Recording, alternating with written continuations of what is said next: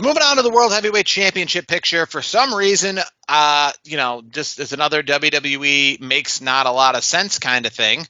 And that is the fact that the World Heavyweight Championship, when it does get fully contested at Night of Champions in Saudi Arabia, one half of that will be on the SmackDown roster. One half of the competition, at least in the one-on-one match, will be from the SmackDown roster. You know, the SmackDown show, the one in which has a champion, and the one in which Triple H said will not be the home of the World Heavyweight Championship.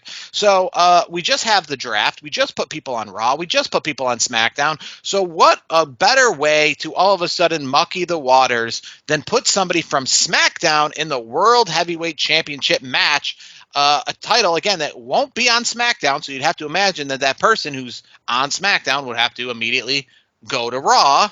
Also, and it also adds to the fact that what kind of confidence do you have in Monday Night Raw's roster to keep this championship relevant in the fact that you're already having to borrow people from SmackDown as competition?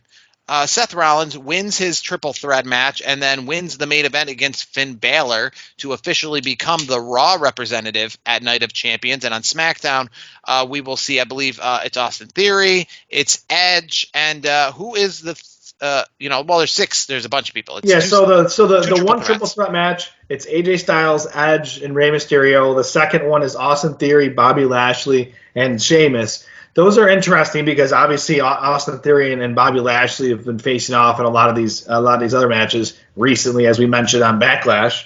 And then Edge and AJ Styles, and then you throw in Rey Mysterio. I'm looking forward to that match because those are three really seasoned pros, guys that are all going to be Hall of Famers someday. I mean, obviously 2 out of 3 of them are, but AJ Styles is going to be a future Hall of Famer. So you got three Hall of Fame caliber guys right there in that match. So you're right though. It's weird because you're gonna if SmackDown somehow the competitor from SmackDown wins the tournament, then they have to go to Raw, right? So like to me, I feel like it's tipping the hand. It's tipping the hand way too much towards Seth Rollins. Yeah, it's definitely Seth Rollins. I just what I'm trying to figure out is will it be an AJ Styles Seth Rollins? Like that's where I'm kind of at this point based on the draw. Yeah, I just wish they tipped their hand a little bit less by having, at least 2 Raw competitors. Hey, I don't care if you tip your hand. Just give me some good matches. That's all I care about. Yeah, no, I mean, and I hope it's a good match. Obviously, Night of Champions is going to be a very long card because last I counted, there are 8 championships in WWE currently, if you count the women's tag team belts. And then you have Cody and Brock, which has already been announced for it. So we just got done with a 7-match card, which was a long card, but in comparison to the Royal Rumble and Elimination Chamber, which had, like I said, those hour-long matches, so those were only 5. Survivor Series, Royal Rumble, Elimination Chamber, only 5 matches on those cards. This one had 7 matches, but no, hour-long match. But yeah, Night of Champions, 9 matches.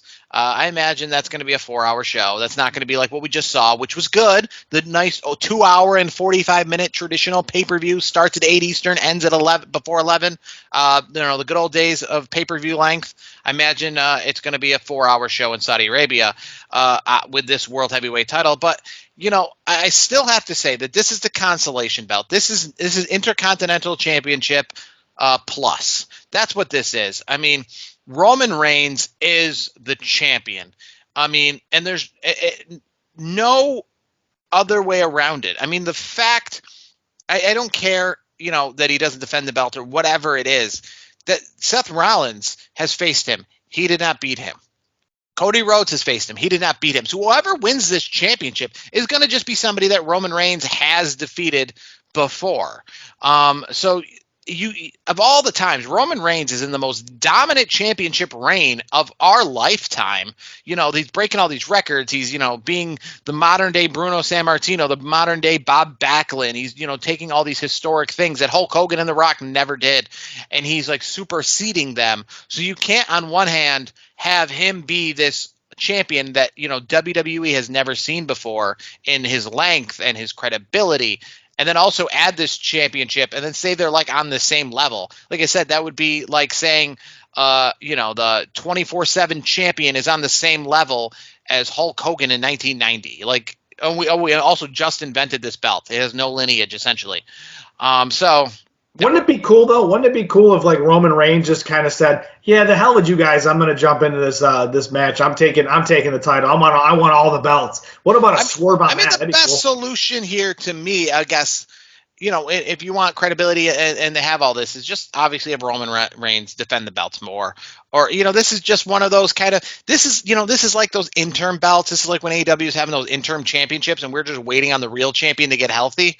That's what this is. This is like a placeholder, while for a main event of a pay-per-view, because Roman Reigns isn't on the card. Roman Reigns doesn't want to be at Money in the Bank or whatever it is. Okay, well, we have to have a main event somehow, so this will be the placeholder for that. But yeah, I'm not against. I think it's got a lot of cool competitors.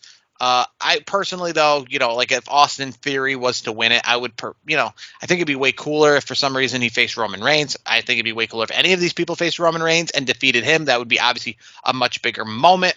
I do, though, hope that with this belt, it means Roman is going to be champion for a little bit longer. And I don't mean a little bit longer. I mean, I don't want to see Roman. If Roman lost at Night of Champions, because he's going to defend the belt there, obviously, that's the stipulations.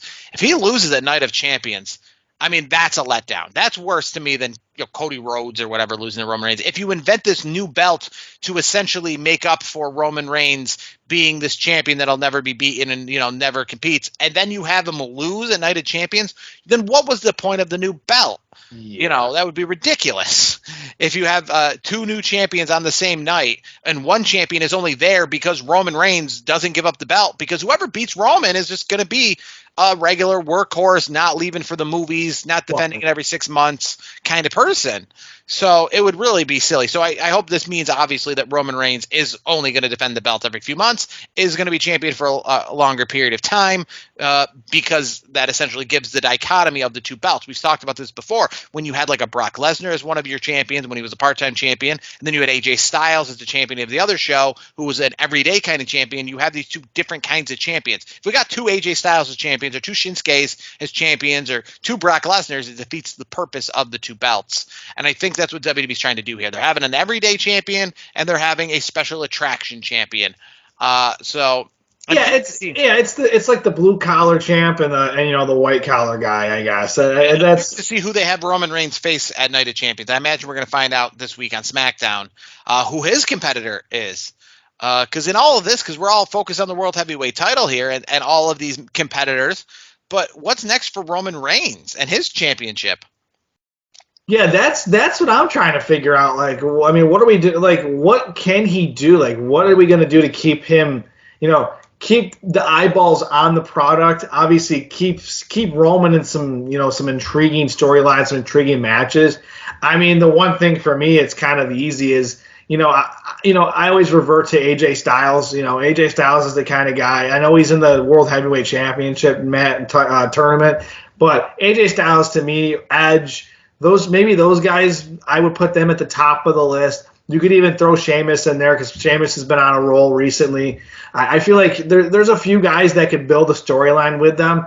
I mean, maybe the brawling brutes will do some stuff with the bloodline. Maybe that would, like, I'm seeing that Bobby Lashley somehow doesn't win the match on SmackDown, and it's aided by essentially Roman Reigns getting involved. Because again, it's difficult because Roman Reigns is coming on SmackDown. Imagine they're obviously going to announce his competitor. The fact that they're doing this World Heavyweight title thing really quickly so that by the end of this week, we know that match for Night of Champions. I imagine they want to have that Roman Reigns match also advertised with a good 2 weeks to spare. But it's difficult because all the essential competitors for Roman Reigns are busy doing something. They're busy in these matches going for this title.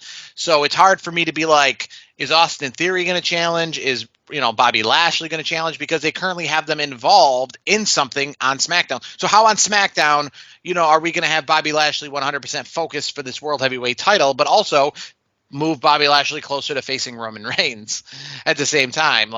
That's the $1 million question. It's and Bobby's, and that's another name too. I didn't even add him to my list. Bobby, I feel like we were talking about after WrestleMania, where do we go? And that's the one name where I was like, he hasn't really faced him in this reign, and I hope we don't get it ruined at Night of Champions, in the sense of they blow it off at night, because they always do that for Saudi Arabia. They give them the biggest and the best. so that they have, Bobby versus Roman, one time only, and then we don't get that at SummerSlam. But I think that's, at least when it comes to SummerSlam and stuff, the road we're going to go, and I can't wait to see it. It makes it difficult now. Gunther's on Raw, so I think he'd be a great competitor for any championship, mostly Roman's, but he's on Raw now, so we'll see what they're going to do with that. It'll be curious. SmackDown's going to be good this week, or at least it's going to answer a lot of questions. Yeah. And we'll know who is going to be contesting for that World Heavyweight Championship, in Jeddah, or is it Riyadh, Jeddah? I don't know. The Jeddah Superdome, I think that's what it is. Saudi Arabia. That's what's most important about this. Yes. It's in a country in which nobody is going to be able to attend other than people who are in Saudi Arabia. Puerto Rico, they had Green Shirt Guy, but again, Saudi Arabia, they seem to find a way. They're not up there yet. I don't think Green Shirt Guy will be there. I don't think Brock Lesnar Guy is going to be there. That's at one location. They're trying for tourism in Saudi Arabia, but they've yet to get to the tourism point where it actually is just like WWE fans like WrestleMania, descending upon it. Maybe someday. I hope to be there. I hope to be one of those fans. But right now, it's not for now. Not for now. It's not going to happen for a while. For now, it's just when they go there, they're there, and it's like COVID again. It's like they're competing, but even the $1 million wrestling fans in North America are still like, nah, I'm going to sit this one out. Yes.